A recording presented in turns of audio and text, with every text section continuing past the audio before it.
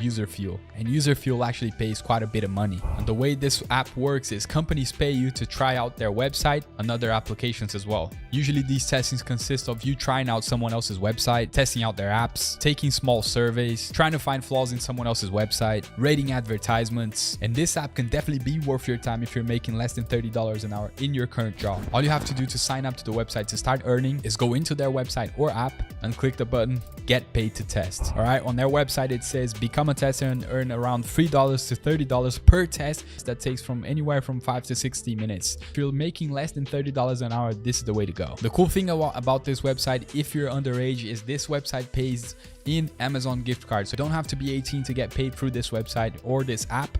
If you only have your phone and if you're under 18 and you can't get someone to open a bank account for you or a PayPal account or something of the sort, you can just come to this website, do some tests. You can do, I think, up to 5 to 6 tests every single day, and you can get paid in Amazon gift cards so you don't have to cash out.